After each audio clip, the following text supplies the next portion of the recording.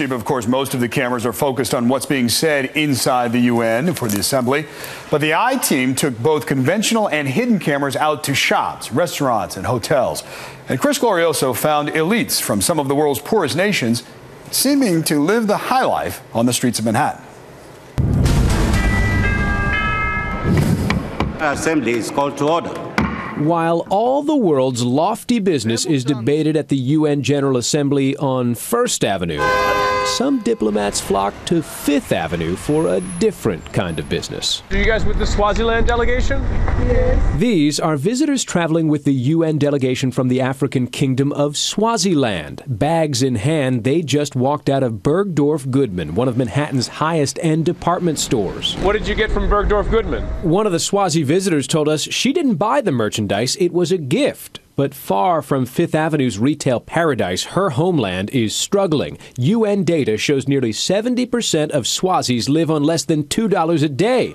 Yet the country's UN delegation stays at one of the city's finest hotels. The lavish spending is just endemic of autocratic politics as a whole. NYU professor Alastair Smith studies the politics of developing nations. He says Manhattan's Tony retail district has become a playground for the third world's ruling class. They're here for the shopping, the food, the wine, the dining. They're not here for the serious policy issues. We found the UN delegation from Togo staying at the Mandarin Oriental Hotel, where suites go for between $8,000 and $18,000 a night. Meanwhile, 2.4 million Togolese people survive on less than $1.25 a day. Members of Togo's entourage were less than thrilled to see our cameras outside the hotel. I said, no, you can't do it. Why? After trying to cover the lens, one man tried to bat the camera away. No, you can't videotape me. Across town, the UN delegation from Mali chose to stay at the Waldorf Astoria. Mali is the third poorest nation in the world, according to UN numbers. Nearly 5 million people face starvation here.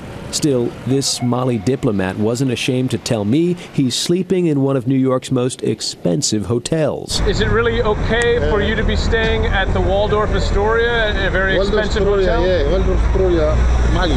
It may be unseemly for diplomats from poor nations to live large in New York, but local chambers of commerce say there is one undeniable upside: receipts for local businesses. I don't think it's really up to us to moderate the types of spending that come from other countries. That's their business. What I'm concerned is with the economic impact in the city. And regardless of who's spending the money, I like the money. I want the money. We should also point out not every developing nation chooses to stay at lavish hotels. We found members of the Tanzania delegation at the DoubleTree. Still, nonprofits that monitor developing nations are becoming increasingly sensitive to the issue of third world rulers spending money abroad.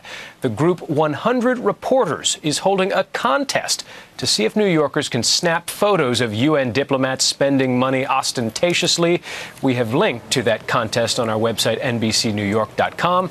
The UN General Assembly, of course, will finish up tomorrow. Back to you.